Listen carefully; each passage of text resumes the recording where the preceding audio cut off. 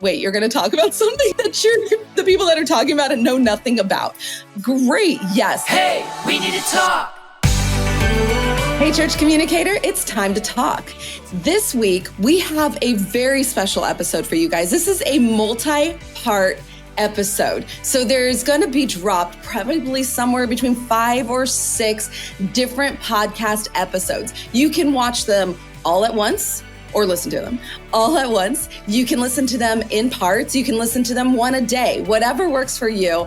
This is a very special episode that is going to be broken up. It is a little bit longer, and that's why we broke it up. But we also are leaning into a really awesome subject, the 5 dysfunctions of a team. And we all have been on a team, and we've all experienced dysfunction. And so today, the girls are joining me. There's Tika, there's Brittany, as we discuss the 5 dysfunctions of a team. Hey, Church Communicator, we need to talk. Today, we're going to talk about the 5 dysfunctions of a team. Now, we get on calls with churches every day. It's a joy of ours. Tika, you have like a ton of churches you talk with, and I know you have fun with that, right? Oh, absolutely. It's a blast. It's a blast. And so we are talking with these churches, and we're kind of leaning in on a lot of communication stuff, but sometimes they come to us with a little bit more serious of a problem. And sometimes that is within our teams, we're not functioning well. We're not communicating well. Sometimes we're not even getting along well. There's quite a few people that I know we've talked with even recently who are kind of thinking through should I stay in this job? Should I stay where I am at? Because there is some dysfunction that doesn't feel right, doesn't feel good. And is this where I should be? And so we're going to lean in and talk about that today. Now, Brittany, 5 dysfunctions of a team. Have you read the book? Have you done any looking into what that is? No, I really would love to know what this is. Okay. That was my surprise face. You don't? Have you read it, Tika? No, I haven't. I really want to know what it all is. Oh my goodness, you guys, this is a great conversation. I am sure all of our listeners right now are like, wait, you're going to talk about something that the people that are talking about it know nothing about. Great. Yes. But you know about it. But I do know about the 5 dysfunctions. I think the thing that's going to be really great for our listeners is that you guys have had a lot of experience. You've talked, you've worked in churches yourself. You are working with churches. You guys are working in a company right now.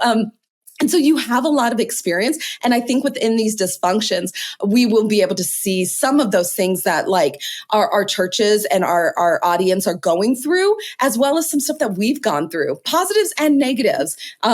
So whether you know what the 5 dysfunctions are or not, I think this is just a really great kind of let's bounce off of each other conversation today. So let's get started. We're all going to learn together. That first dysfunction is absence of trust. And that's big. That's like a big one, right? We hesitate to ask for help when there's lack for trust. We jump to conclusions when there's a lack of trust. When it comes to intentions of others, we hold grudges. We dread having to go to meetings. Lack of trust is a big one. Have you guys experienced, I would say, within working in church or working in a business environment yourself, have you experienced that lack of trust, whether for you or for others? Obviously, I worked in different church environments, but I think that when leadership lacks trust, it definitely harms the environment that you're in. You know what I mean? And so I've seen it in not necessarily just personally. I don't normally take that type of stuff personal, but I've seen it affect the downfall of a team, I guess. Yeah. When I feel dare I say this? But when you're an insecure leader, you tend to want to control everything your team does. And so that can show up in micromanaging, whatever that looks like. When you do stuff like that, your team doesn't feel trusted. You lose employees. People start talking sidebar conversations. There's less brought to the table. Yeah. And I I definitely have. And I think the one thing that I've always kind of struggled with is it my job to trust that person, like to trust that person more, like, or is it their job to be more trustworthy? Like if trust is important, like who's, like, what job is that? Because if a leader or someone you're working with is not necessarily trustworthy, like I'm not going to trust you, but then am I not being a team player if I'm not trusting you? So I think that's the one thing that I always struggled with on a team, was that is like, I'm trying, but like, I don't trust them, you know? And so I think that's can be a big thing to know, like whose job is it to be the trusting one. to fix that. Well, and honestly, it is both, right? Like I know for myself, I am a low trust person. Like we had this fabulous girl that worked with us, Maddie, and Maddie would walk into any situation. She was 100% trust. Like she and I talked about that back in the day, and she would like immediately be like, my trust bank is full. And like, if you start doing things and that it needs to empty out, it starts full. And if you empty it, that's you.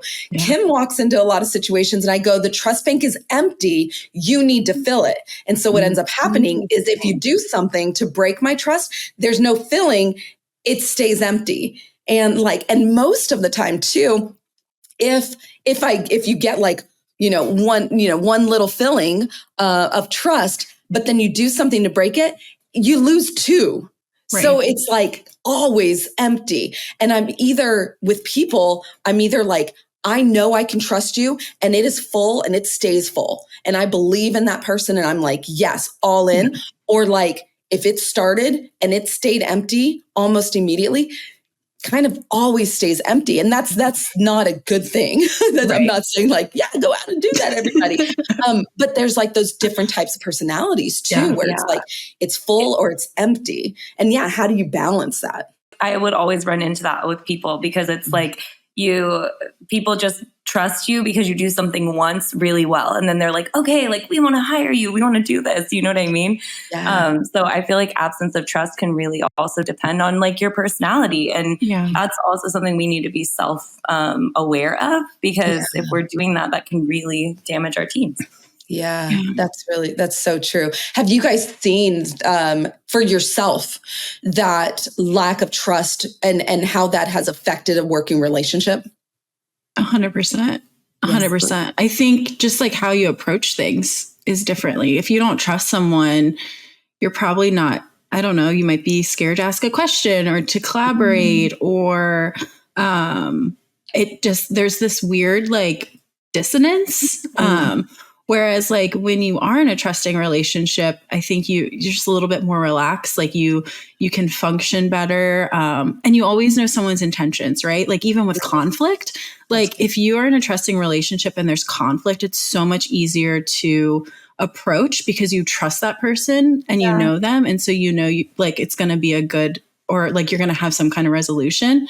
Whereas like when there's no trust, you're like, I don't even want to bring it up because I'm scared that it's going to be like escalate into something bigger. And that's huge in the workplace and in church and everything like that. So, and to your point, like it makes you anxious to even just go into like a meeting or if you see that they're calling your phone, I'm like, not ready to answer that yet. You know what I mean? So recommendations that we would make to our audience or our friends out there that maybe are going through that in their own workplace. I would say like humanizing a person, taking time to spend with them outside of conversations about work. So whether that's, going to coffee, asking them what's going on in their life, making time to just like, again, we're talking about a church environment, right? So just when you have care for people, I know this sounds kind of silly, but like anytime I've had conflict with somebody, God always ends up letting me see them like a little kid. And I don't mean like in a demeaning way. Yeah. It's almost like I'm seeing them the way that God literally views them. And it makes it a lot harder to be like mad at them or frustrated. And so I think just taking the time to spend with somebody, ask them what's going on in their life on just like a real level, it has always helped me with building trust. It just quality time, right? It takes time to build trust.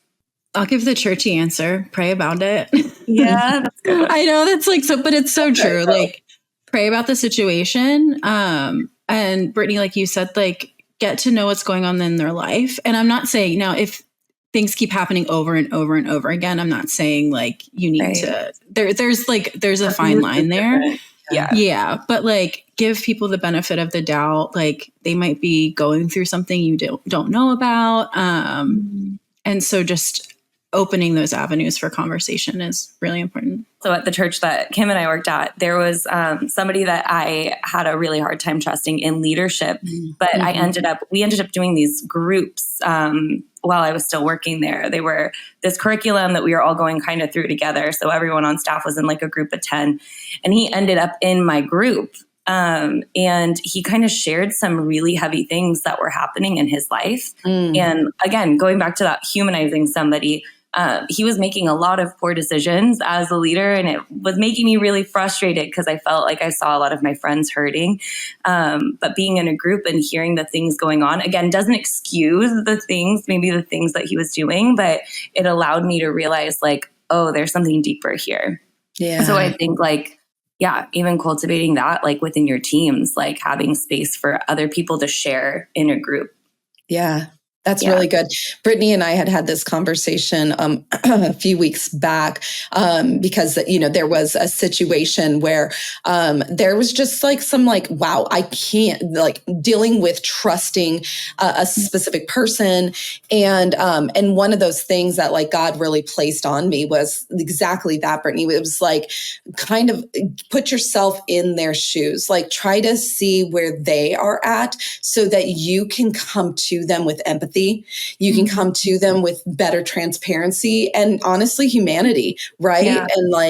And try, like, it's not about not feeling your feelings or being true to yourself. Like you don't all of a sudden go, okay, there's a lack of trust. And so I'm just going to sit there and let them like do what they're going to do. But okay, if I can better understand where you are coming from or what's going on. Like we all have life stuff, right? Like Tika's got a baby. She's just moved. There's all this life stuff.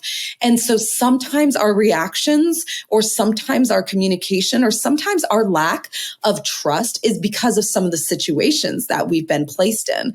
And so putting ourselves in their shoes and trying to go, not to just like, well, it's okay now because I put myself in their shoes. They're treating me this way because of this, but like to try to better understand even how to connect with them and how to better like start mending that trust for yourself or even for them. Hey, we need to talk. Thanks for tuning into the Hey, We Need to Talk podcast. We hope today's episode has equipped you with insights and strategies to enhance your church communications efforts. Remember, we're here every Tuesday with fresh content to keep you up to date on what's happening in church communications. If you found value in today's discussion, we'd love for you to join us again next week by clicking the follow button wherever you listen to podcasts. And hey, you're a part of this conversation too. So if there's a topic you'd like to talk about, make sure to leave a comment in the episode and on social media. For more resources or just to set up a call with any one of our team members, head over to churchcommunications.com and check out our free online learning platform, CC+, where you can access a wealth of additional resources to support your church communications journey. We're Zach and Kim, and from all of us here at Church Communications Group, we're looking forward to helping you find clarity, confidence, and connection in your church communications.